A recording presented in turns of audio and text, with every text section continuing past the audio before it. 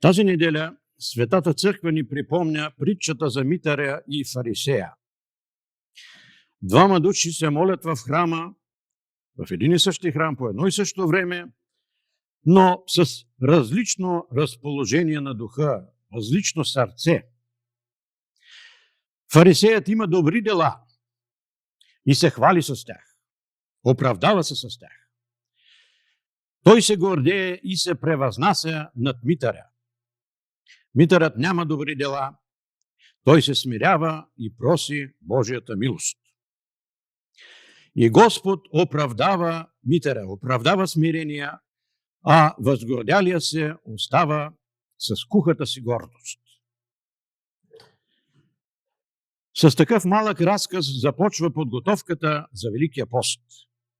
Започва едно по-сериозно отношение към духовността, към личната духовност. И по този повод аз бих искал да споделя първо нещо, което е свързано с света, в който живеем. От известно време забелязваме, че много хора смятат, че доброто и злото са относителни. Дори и образовани хора се подадоха на тази безумна мисъл, че доброто и злото зависят от личното мнение, от културата или от обстоятелствата. Но ако доброто и злото са само въпрос на гледна точка, то тогава ние не можем да заклеймим несправедливостта или жестокостта. Можем само да не ги харесваме. Човекът обаче е устроен така, че да има в себе си онова, което наричаме здрав разум. И този здрав разум ни казва да се възмущаваме от злото, дори когато имаме полза от него. Така че ние в себе си носим усещането за истинско добро и зло. И човек може да се чуди как това образование успя да замъгли здравия разум на толкова много хора в днешно време. Освен това съществува и тест за определене на това дали едно нещо, което хората вършат, е обективно добро или зло. И този тест е много прост. Опитайте се да си представите как би изглеждал света, ако това нещо е доведено до крайност. И ако здравия разум тогава ви казва, че светът изглежда добре, то спокойно можете да приемете това нещо за обективно добро.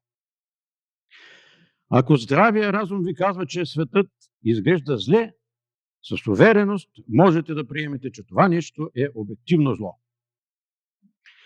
Примерно, представете си как би изглеждал светът, ако кражбата или лъжата са доведени до крайност.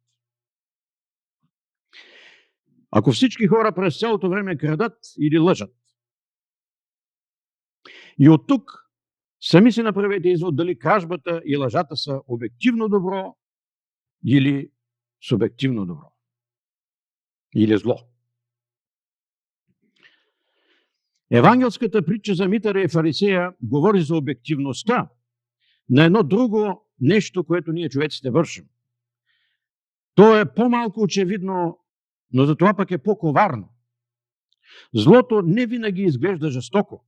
Понякога то е облечено в правота, в праведност. Исус Христос разказва тази притча за митаря и за фарисея и двамата разкриват душите си пред Бога. И забележете тук, Господ не казва, че всеки е бил прав по-своему. Господ отсъжда. Единият се отиде оправдан, а другият не. Защо фарисеят си отишъл неоправдан? Обективно погледнато, добро ли е или зло човек да мисли себе си за праведен и да се превъзнася над другите, да презира другите? Нека да подложим това на теста за обективност. Как би изглеждал светът, ако всички хора се мислеха за праведни и всеки презираше другия? Не е трудно да се досетим, че хората няма да си прощават и няма да си помагат. Всеки ще мисли, че е прав, а другите грешат. Навсякъде ще цари високомерие и презрение. Хората постоянно биха се осъждали един друг.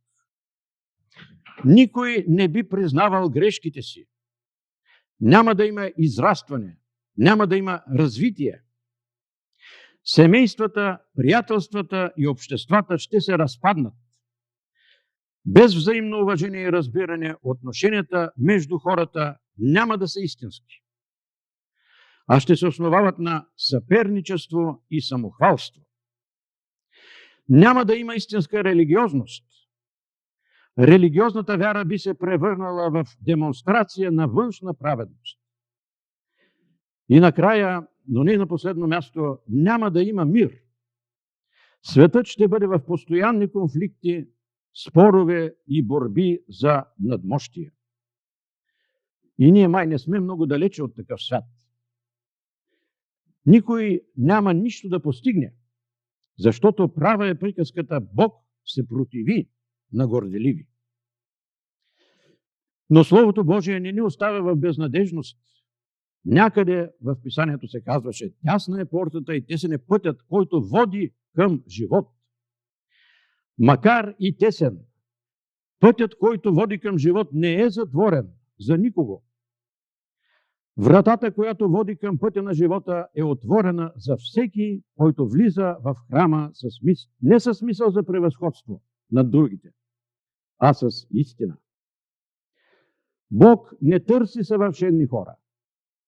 Бог търси искрени, честни пред себе си и пред Него хора.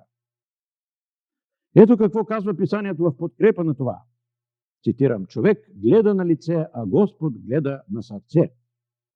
И още: истинските поклонници ще се поклонят на Отца с дух и истина. И още: близо е Господ към всички, които го призовават, към всички, които го в истина призовават. И още: който постъпва по истината, той отива към светлината.